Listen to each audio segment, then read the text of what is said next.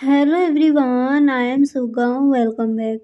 तो कैसे हो आप सब? आई होप आप सब अच्छे होंगे। स्वागत है आप सभी का आपके अपने एसपी स्टडी यूट्यूब चैनल पर। तो गाइस, आज हम यहाँ पर लेकर आए हैं पॉलिटिकल साइंस के जो आपके इम्पोर्टेंट क्वेश्चन हैं उनको यहाँ पर हम देखेंगे। तो आपको ये वीडियो पूरा देखना है, ठीक है। तो देखिए, जो पहला प्रश्न है यहाँ पर दिया गया है कि पंचवर्षीय योजना क्या है, और ये क्वेश्चन कई बार बोर्ड एग्जाम में आस्क भी किया गया है, ठीक है। तो पंचवर्षीय योजना क्या है, इसको समझते हैं।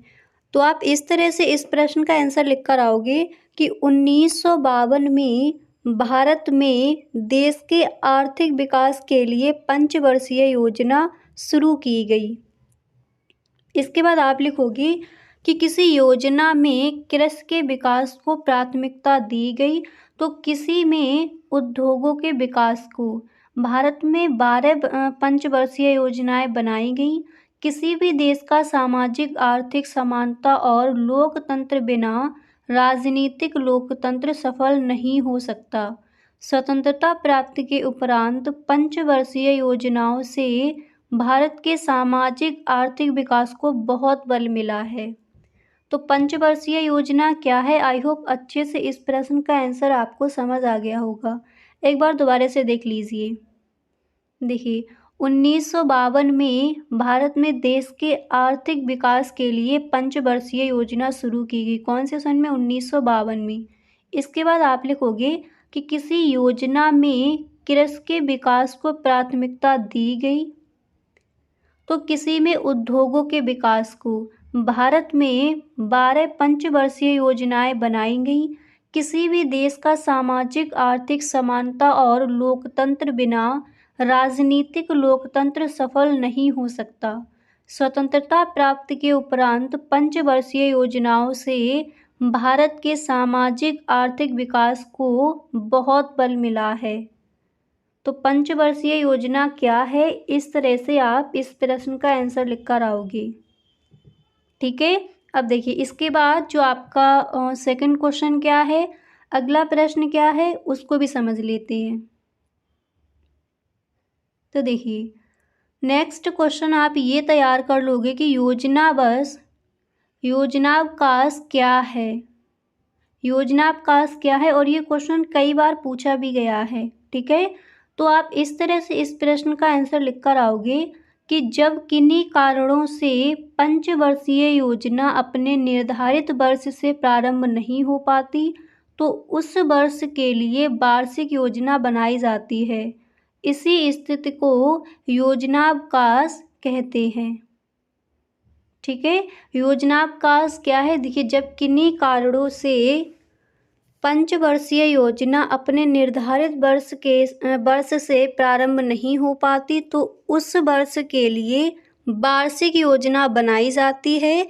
इसी स्थिति को हम योजनावकाश कहते हैं, ठीक है। इस तरह से आप इस प्रश्न का आंसर लिख कर आओगे। तो अच्छे से समझ आ गया कि योजनावकाश क्या है। हर प्रश्न को आपको एकदम सही ढंग से समझते चलना है, ताकि बोर्ड एग्जाम में जब आप आंसर लिखने बैठो तो एकदम सही ढंग से वहाँ पर लिख कर आओ, ठीक है। तो योजनावकाश क्या है, इसको आपने देख लिया। अब इसी तरह से जो आपका अगला प्रश्न है उसको भी देख लेते हैं कि नेक्स्ट क्वेश्चन आप कौन सा तैयार करोगे। और गाइस, साथ ही साथ इन सारे प्रश्नों को आप लिखते चलिए, ठीक है। एक भी प्रश्न आपको छोड़ना नहीं है। इन सारे प्रश्नों को साथ ही साथ आप लिखते चलिए। अब यहाँ पर अगला प्रश्न आपका दिया गया है कि एक प्रभुत्वशाली दल व्यवस्था क्या है, ठीक है। एक प्रभुत्वशाली दल व्यवस्था क्या है, तो चलिए इसको समझते हैं। देखिए, एक प्रभुत्व दलीय व्यवस्था उसे कहते हैं जिस राजनीतिक क्षेत्र में बहुत से राजनीतिक दल तो हों परंतु राजनीतिक सत्ता एक ही प्रभावशाली दल के हाथों में हो और वह बहुत समय से शासन चलाता आता हो। अन्य दलों को आम चुनावों में विशेष सफलता प्राप्त ना होती हो और विपक्षी दल सुसंगठित तथा प्रभावशाली ना हो। ऐसी व्यवस्था में प्रभुत्व दल को विधानमंडल में इतना अधिक बहुमत मिलता है कि अन्य दलों का महत्व ना के बराबर होता है। इसके बाद आप लिखोगे और कई बार तो उनमें से किसी दल को विपक्ष के रूप में मान्यता भी नहीं मिल पाती। इसके बाद आपको लिखना है कि ऐसी स्थिति में प्रभुत्व दल का कुछ अंश तक मनमानी करना स्वाभाविक होता है। 1977 तक कांग्रेस भारत में एकल प्रभुत्व वाला दल था। तो हमारा क्वेश्चन यहाँ पर था कि एक प्रभुत्वशाली दल व्यवस्था क्या है। तो इस तरह से आप इस प्रश्न का आंसर लिख कर आओगे। क्या लिखना है कि एक प्रभुत्व दलीय व्यवस्था उसे कहते हैं जिस राजनीतिक क्षेत्र में बहुत से राजनीतिक दल हों। दल तो हों परंतु राजनीतिक सत्ता एक ही प्रभावशाली दल के हाथों में हो और बहुत समय से शासन चलाता आता हो। अन्य दलों को आम चुनावों में विशेष सफलता प्राप्त ना होती हो और विपक्षी दल सुसंगठित तथा प्रभावशाली ना हो। ऐसी व्यवस्था में प्रभुत्व दल को विधानमंडल में इतना अधिक बहुमत मिलता है कि अन्य दलों का महत्व ना के बराबर होता है और कई बार तो उनमें से किसी दल को विपक्ष के रूप में मान्यता भी नहीं मिल पाती। ऐसी स्थिति में प्रभुत्व दल का कुछ अंश तक मनमानी करना स्वाभाविक होता है। 1977 तक कांग्रेस भारत में एकल प्रभुत्व वाला दल था। तो इस तरह से आप इस प्रश्न का जो आंसर है आप इस तरह से लिख कर आओगे। आई होप आपको अच्छे से समझ आ गया होगा कि एक प्रभुत्वशाली दल व्यवस्था क्या है। अब देखिए इसके बाद अगला प्रश्न आपको तैयार करना है कि कांग्रेस विरोधाभास क्या है। इम्पोर्टेंट क्वेश्चन है आपका ये, ठीक है। तो चलिए समझते हैं कि कांग्रेस विरोधाभास क्या है। आप इस तरह से लिख कर आओगे कि गैर कांग्रेसवाद या कांग्रेस विरोधाभास वह स्थिति है जो विभिन्न विरोधी राजनीतिक दलों ने कांग्रेस के खिलाफ उत्पन्न की तथा इस बात के लिए वातावरण बनाने का प्रयास किया कि कांग्रेस के प्रभुत्व को कम किया जाए। विरोधी दलों ने विभिन्न राज्यों में बढ़ती महंगाई के खिलाफ हड़ताल, धरने पर विरोध प्रदर्शन किए। गैर कांग्रेसवाद या कांग्रेस विरोधाभास के विकास का उद्देश्य यह भी था कि कांग्रेस के खिलाफ पड़ने वाले वोटों को विभाजित होने से रोका जाए, क्योंकि गैर कांग्रेसी वोट विभिन्न विरोधी दलों के उम्मीदवारों में ना बढ़ पाए, जिससे कांग्रेस के उम्मीदवारों को इसका फायदा ना मिले। इसके बाद आपको थोड़ा और लिखना है कि 1967 के आम चुनाव में यही हुआ कि गैर कांग्रेसी वोट विभिन्न उम्मीदवारों में बट जाने के बजाय एक ही उम्मीदवार को मिली, जिससे कांग्रेस की सीटों व मतों के प्रतिशत में भी गिरावट आ गई। इस चुनाव में कांग्रेस को 9 राज्यों में सरकारें खोनी पड़ीं व केंद्र में भी कांग्रेस को केवल साधारण बहुमत ही प्राप्त हुआ। तो कांग्रेस विरोधाभास क्या है, इस तरह से आपको इस प्रश्न का आंसर लिखकर आना है। क्लियर? क्या लिखोगे कि 1967 के आम चुनाव में यही हुआ कि गैर कांग्रेसी वोट विभिन्न उम्मीदवारों में बट जाने के बजाय एक ही उम्मीदवार को मिली, जिससे कांग्रेस की सीटों व मतों के प्रतिशत में भी गिरावट आ गई। इस चुनाव में कांग्रेस को 9 राज्यों में सरकारें खोनी पड़ी व केंद्र में भी कांग्रेस को केवल साधारण बहुमत ही प्राप्त हुआ। तो कांग्रेस विरोधाभास क्या है, इस तरह से आप इस प्रश्न का आंसर लिख कर आओगे। इसी तरह से नेक्स्ट क्वेश्चन आप देख सकते हो कि राजनीतिक दल बदल क्या है। तो चलिए इसको समझते हैं।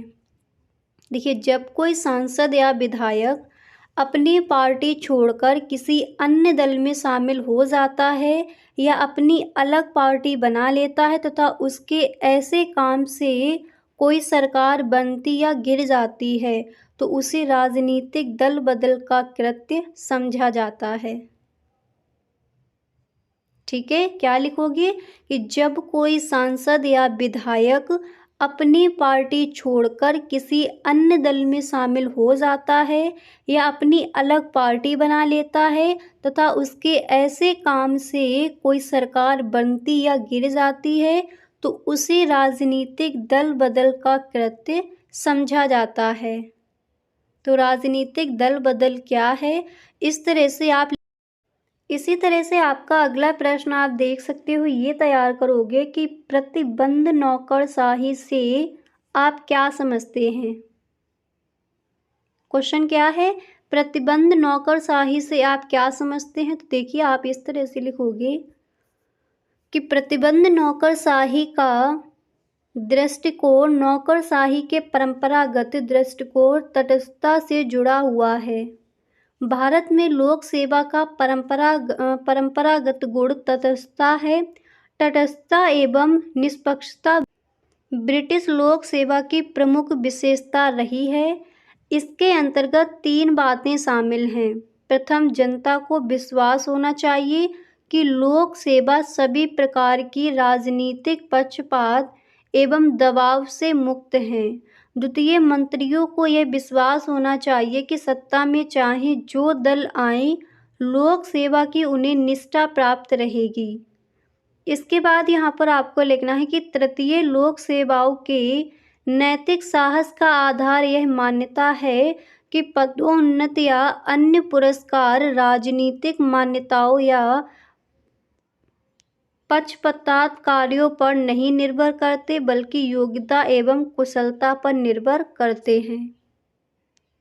ठीक है, तो इस तरह से आप इस प्रश्न का आंसर लिख कर आओगे।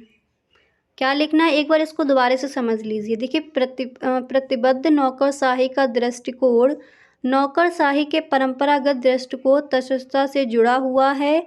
भारत में लोक सेवा का परंपरागत गुण तटस्थता है। तटस्थता एवं निष्पक्षता ब्रिटिश लोक सेवा की प्रमुख विशेषता रही है।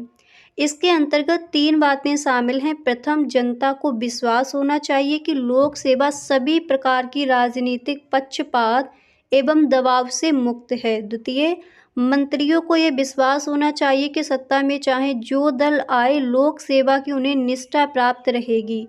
तृतीय, लोक सेवाओं के नैतिक साहस का आधार यह मानता है कि पदोन्नति या अन्य पुरस्कार राजनीतिक मान्यताओं या पक्षपातपूर्ण कार्यों पर नहीं निर्भर करते, बल्कि योग्यता एवं कुशलता पर निर्भर करते हैं। तो प्रतिबंध नौकरशाही से आप क्या समझते हैं। आशा करती हूँ एकदम सही ढंग से ये जो आपका आंसर है आपको क्लियर हो गया होगा। अब देखिए यहाँ तक आपको समझ आ गया। अब इसके आगे आपको क्या लिखना है इसी आंसर में, उसको भी देख लेते हैं। ठीक है, तो प्रतिबंध नौकरशाही से आप क्या समझते हैं, ये एकदम आपको अच्छे से क्लियर कर लेना है, क्योंकि ये जो आपका क्वेश्चन है इम्पोर्टेंट है। अब देखिए इसके आगे आप लिखोगे कि ब्रिटेन में नौकरशाही की तटस्थता से अभिप्राय है कि राजनीति का कार्य नीतियों का निर्धारण होता है और प्रशासन का कार्य उन नीतियों के कार्यान्वयन का होता है। सरकारें बदलती रहती हैं, परंतु प्रशासनिक अधिकारी स्थायी होते हैं और जो भी दल सत्ता में आता है उसके द्वारा निर्धारित नीतियों का क्रियान्वयन करते हैं। सोवियत राजनेता उस समय आश्चर्यचकित रह गए जब उन्होंने ब्रिटेन में यह देखा कि मजदूर मंत्रिमंडल के साथ भी वही प्रशासनिक टीम थी जो चर्चिल और उनके साथियों को सलाह देते थे। नौकरशाही की प्रतिबद्धता से 2 अर्थ लिए जा सकते हैं कि प्रथम, नीतियों और संवैधानिक आदर्शों के प्रति प्रतिबद्धता और द्वितीय, राजनीतिक दल एवं राजनेता के प्रति प्रतिबद्धता। सभी प्रशासक यह चाहेंगे कि कार्यकुशलता, क्षमता, परिणाम प्राप्त या उत्पादन आदि क्षेत्रों में वे संपूर्ण निष्ठा के साथ प्रतिबद्ध हों।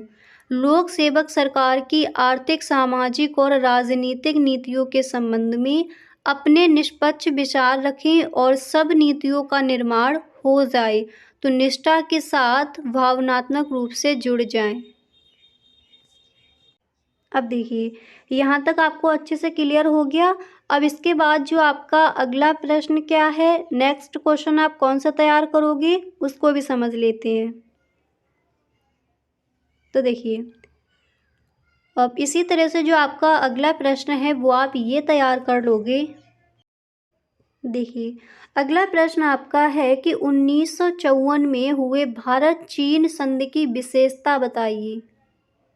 1954 में हुए भारत चीन संधि की विशेषता बताइए। तो आप इस तरह से लिखोगे कि चीन के साथ भारत के पुराने ऐतिहासिक व सांस्कृतिक संबंध रहे हैं। भारत की आज़ादी के बाद से भी भारत व चीन के अच्छे संबंध रहे हैं। दोनों देशों में सांस्कृतिक, कृषि व व्यापार के क्षेत्रों में आदान प्रदान होता रहा है। चीन में साम्यवादी दल की सरकारें 1949 में अस्तित्व में आई। भारत सबसे पहला देश था जिसने उसे मान्यता दी। इसके बाद देखिए आप लिखोगे कि पंडित जवाहरलाल नेहरू को भारत की विदेश नीति का निर्माता कहना न्योचित है, क्योंकि वे देश के प्रथम प्रधानमंत्री ही नहीं थे बल्कि भारत के प्रथम विदेश मंत्री भी थे। कांग्रेस के प्रमुख नेता थे, व चमत्कारिक व्यक्तित्व के धनी थे। पंडित जवाहरलाल नेहरू को अंतर्राष्ट्रीय विषयों की अच्छी समझ थी। चीन व भारत के आपसी संबंधों को सुदृढ़ आधार देने के लिए उन्होंने 1954 में चीन के तत्कालीन प्रधानमंत्री के साथ पंचशील का समझौता किया। पंचशील का समझौता न केवल भारत व चीन के बीच संबंधों का आधार था बल्कि विश्व के देशों में आपसी संबंधों को मजबूत आधार देने के लिए एक मजबूत सेतु था। तो 1954 में हुए भारत चीन संधि की विशेषताएं बताइए। तो इस तरह से आप जो आपका क्वेश्चन यहाँ पर है इसका आंसर आप इस तरह से लिख कर आओगे। अच्छे से समझ आएगा। सबसे पहले लिखना है कि चीन के साथ भारत के पुराने ऐतिहासिक व सांस्कृतिक संबंध रहे हैं। भारत की आज़ादी के बाद से भी भारत व चीन के अच्छे संबंध रहे हैं। दोनों देशों में सांस्कृतिक, कृषि व व्यापार के क्षेत्रों में आदान प्रदान होता रहा है। चीन में साम्यवादी दल की सरकार 1949 में अस्तित्व में आई। भारत सबसे पहला देश था जिसने उसे मान्यता दी। तो आई होप आपको समझ आ गया होगा कि 1954 में हुए भारत चीन संधि की जो विशेषताएं हैं वो क्या क्या हैं। क्लियर। अब इसी तरह से जो आपका नेक्स्ट क्वेश्चन क्या है, क्वेश्चन नंबर 8 यहाँ पर क्या दिया गया है उसको देख लेते हैं। तो देखिए इसी तरह से जो आपका प्रश्न नंबर 8 है तो यहाँ पर दिया गया है, आप देख सकते हो कि दल बदल विरोधी कानून के मुख्य बिंदु क्या हैं। दल बदल विरोधी कानून के मुख्य बिंदु क्या हैं इसको समझिए।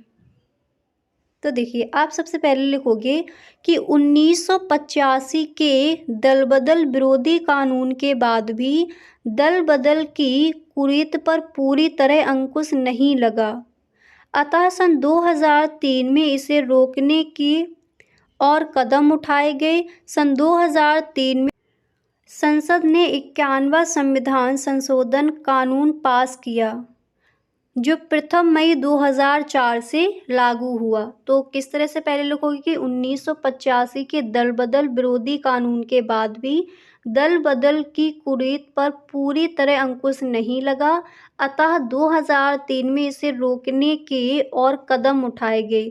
सन 2003 में संसद ने 51वां संविधान संशोधन कानून पास किया जो प्रथम मई 2004 से लागू हुआ। अब इसके बाद आपको हेडिंग डाली है कि इसमें निम्नलिखित प्रावधान किए गए।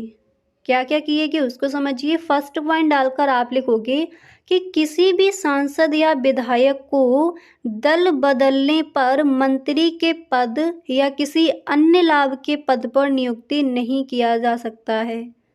इससे मंत्री के पद की प्राप्ति के कारण दल बदल पर रोक लगी। इसके बाद सेकंड पॉइंट आप यहाँ पर लिखोगे कि यह भी व्यवस्था की गई कि मंत्रिमंडल का आकार लोकसभा व संबंधित विधानसभा की सदस्य संख्या के 15% से अधिक नहीं हो सकता। इसके द्वारा पूरे दल के द्वारा दल बदली या निष्ठा बदली पर रोक लगी। पहले पूरे दल द्वारा निष्ठा परिवर्तन की घटनाएं हो चुकी थीं और इसके कारण बड़े-बड़े आकार वाले मंत्रिमंडल बनाए गए थे, जिनसे राज्य की आर्थिक स्थिति तथा प्रशासन पर बुरा प्रभाव पड़ता है। तो दल बदल विरोधी कानून के मुख्य बिंदु क्या हैं? आपको इस तरह से इस प्रश्न का आंसर लिखकर आना है। अब देखिए, यहाँ तक आपको समझ आ गया। अब देखिए, इसके बाद जो आपका अगला प्रश्न क्वेश्चन नंबर 9 क्या है, उसको देख लेते हैं। तो देखिए, यहाँ पर दिया गया है क्वेश्चन नंबर 9, आप ये तैयार करोगे कि भारत पाक संबंध पर टिप्पणी लिखें।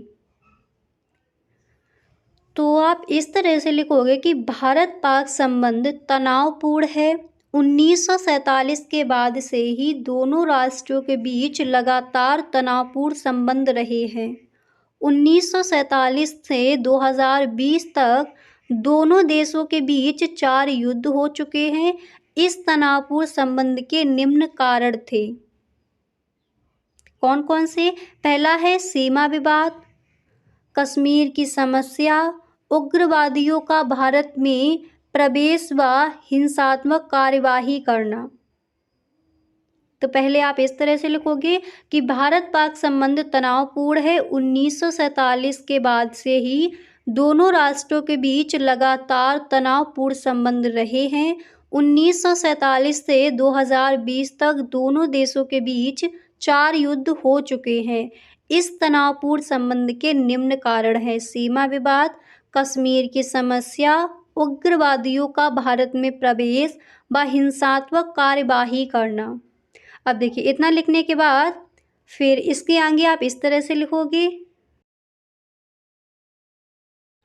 देखिए, इसके आगे आपको लिखना है कि भारत में पाकिस्तानी उग्रवादियों का हस्तक्षेप। इसके बाद 5वां लिखोगे परमाणु परीक्षण। इसके बाद नेक्स्ट है कि पाकिस्तान के द्वारा ज़रूरत से ज़्यादा सैनिक सामग्री इकट्ठा करना। नेक्स्ट आपको लिखना है कि भारत का विश्व शक्ति के रूप में उभरना। इसके बाद नेक्स्ट लिखना है कि कश्मीर के प्रश्न का अंतर्राष्ट्रीयकरण पर नियंत्रण। इसके बाद नेक्स्ट लिखोगे कि सीमा क्षेत्र में हस्तक्षेप करना तथा कारगिल घटना। ठीक है, तो इस तरह से आप जो आपका क्वेश्चन था उसका आंसर आपको इस तरह से लिखकर आना है। तो यहाँ तक आपको सही ढंग से क्लियर हो गया। अब इसके बाद जो आपका क्वेश्चन नंबर नेक्स्ट है, अगला प्रश्न यहाँ पर क्या दिया गया है उसको समझिए। तो आप देख सकते हो, अगला प्रश्न आपको तैयार करना है कि सोवियत संघ का विघटन क्यों हुआ। सोवियत संघ का विघटन क्यों हुआ? तो हम इस तरह से लिखेंगे कि सोवियत संघ के विघटन के निम्नलिखित प्रमुख कारण थे: गिरती अर्थव्यवस्था। दूसरे विश्व युद्ध के बाद सोवियत संघ जब विश्व की राजनीति में एक महाशक्ति के रूप में उभर कर आया तो इसकी अर्थव्यवस्था बड़ी मजबूत थी। अर्थव्यवस्था पर सरकार का पूर्ण नियंत्रण होने के कारण उसका विकास नहीं हो सका और उससे गिरावट आती चली गई। इसके बाद आप लिखोगे कि उत्पादन और वितरण पर पूर्ण सरकारी नियंत्रण होने के कारण उत्पादन में सुधार नहीं और उसकी मात्रा भी बढ़ती हुई खपत के अनुसार नहीं बढ़ी। तो प्रश्न क्या था कि सोवियत संघ का विघटन है वो क्यों हुआ। अब देखिए, फिर इसके आगे आप लिखोगे कि पश्चिमी लोगों की उन्नति, उनके रहन सहन में प्रगति और उनके सामाजिक आर्थिक सुधार को सोवियत संघ के लोगों ने देखा और महसूस किया, तो अपनी आर्थिक व्यवस्था और शासन व्यवस्था से उनका मोह भंग होने लगा। इसके बाद आप लिखोगे कि साम्यवादी दल की तानाशाही शासन रूप में साम्यवादी दल की तानाशाही शासन व्यवस्था लागू हुई थी। आरंभ में तो साम्यवादी दल के नेताओं ने लोगों की आवश्यकताओं और आकांक्षाओं की ओर ध्यान दिया, परंतु बाद में ये नेता अपने दलीय स्वार्थों तथा निजी हितों की पूर्ति में लीन हो गए। इससे शासन व्यवस्था अवरुद्ध हो गई। और फिर आप लिखोगे कि प्रशासन में भ्रष्टाचार फैलने लगा। तो इस तरह से आप इन प्रश्नों के आंसर लिखोगी। तो गाइस आज के लिए बस इतना ही, मिलते हैं नेक्स्ट वीडियो में। अगर सच में आपको ये वीडियो अच्छा लगा है तो अपने सभी दोस्तों में एक बार आप इस वीडियो को शेयर ज़रूर करें। Okay, thank you so much.